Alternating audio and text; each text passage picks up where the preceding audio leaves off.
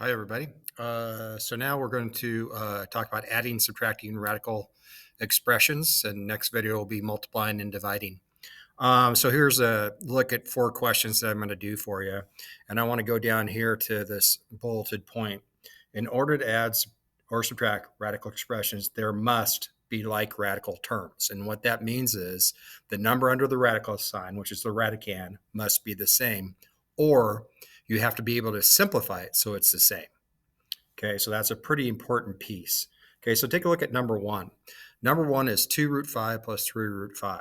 The number underneath the radical sign is root 5 for both. Those are called like radical terms. So to add these together, it's just like we're adding 2x plus 3x, which is 5x, right? So 2 root 5 plus 3 root 5 would be 5 root 5. You just add the 2 plus the 3 in front and put the root 5 over it, just like it would be an x, just like you did when you combined algebraic expressions last year. Now let's look at number 2. Number 2, 2 root 20, there's a bell, sorry. 2 root 20 minus 3 root 5. Right now, these are not like radical terms, but can you simplify them? Are there any perfect squares that go into 20 or 5, and I didn't check on this one, I probably should have, evenly? Well, there's none that go into 5, but there is one that goes into 20. 4 goes into 20. So I could rewrite root 20 as the square root of 4 times 5 minus 3 root 5. I could break it apart using the property, square root of 4 times square root of 5 minus 3 root 5. And now do you know what the square root of 4 is? Well, that's just 2, right? Square root of 4 is 2. 2 times 2 is 4. And so I get 4 root 5 minus 3 root 5. And now this question is similar to the question over here. 2 root 5 plus 3 root 5 is similar to 4 root 5 minus 3 root 5. Well, how would you do 4x minus 3x? 4x minus 3x is 1x, or just x. So 4 root 5 minus 3 root 5 is 1 root 5, or just root 5. You can write the 1 out in front if you want, but you don't have to. So there's the answer to those two. Let's look at number 3. Root 32 plus 7 root 2, not like radical terms.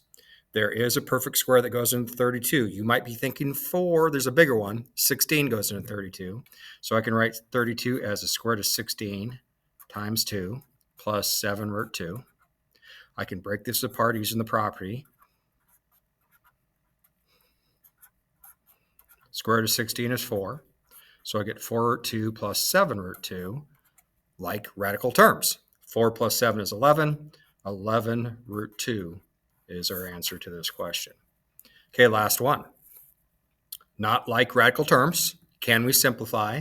4 goes into 40 10 times. So I can write that as the square root of 4 times 10. 16 goes into 32. We just did that one over on the side there.